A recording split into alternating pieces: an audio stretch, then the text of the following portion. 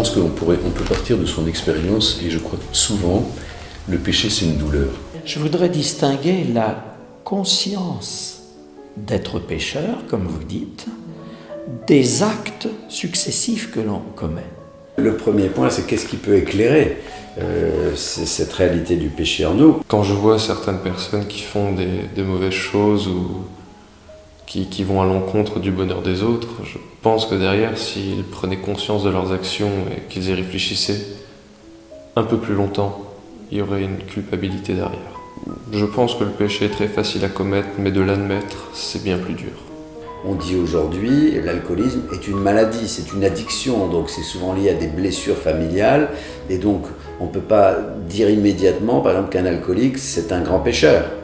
Cependant, si on croit que fondamentalement, malgré nos conditionnements intérieurs, pulsionnels ou historiques, l'homme reste un être libre, et ça c'est le postulat chrétien, il n'y a pas de fatum, il n'y a pas de nécessité, de fatalité au mal ou à l'addiction, eh bien, ça veut dire qu'à un moment dans sa liberté, la personne n'a pas pris les bouées qui pouvaient l'empêcher de tomber dans l'addiction.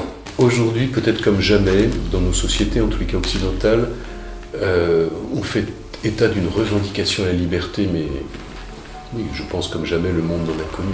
La liberté, c'est vraiment la chose, la valeur la plus essentielle pour laquelle il faut combattre, pour laquelle les peuples doivent lutter. Les syndicats réclament davantage de droits et de libertés, les partis politiques, enfin bref. La liberté est vraiment exaltée. Et curieusement, dans le même moment, elle a peut-être jamais été aussi niée au niveau de la responsabilité personnelle des personnes. Autant nous on est prompt à dire ah ben non, l'autre était libre, il est responsable, il est coupable, il doit payer, autant nous on dit ben non, pas moi, c'était parce que je suis blessé, dès le sein de ma mère je suis blessé. Alors c'est très bien parce que dans un premier temps ça nous protège, parce que justement on n'a pas à répondre de son péché. Et voilà, et ça nous évite d'avoir à nous regarder nous-mêmes et à dire ben, je ne corresponds pas à celui que j'aimerais être. Bon. Mais si on pousse ce raisonnement plus loin, qu'est-ce qu'on découvre ? On est au mieux des petits robots, des choses qui ont été prédéterminées avec des paramètres et que notre liberté ne s'exerce jamais. Ce n'est pas ça.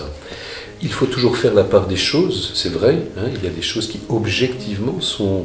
On ne se les est pas données, ça nous a conditionnés, ça nous a abîmés, ça nous a réduits, c'est vrai.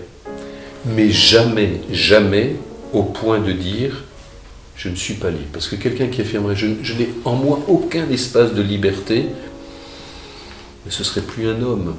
Ça ne nie pas la dureté de la vie. Bien sûr qu'il y a des personnes qui ont souffert, parce que, mais jamais, jamais au point de ne pas avoir dans son recoin très intérieur un espace de liberté où on peut dire oui ou non.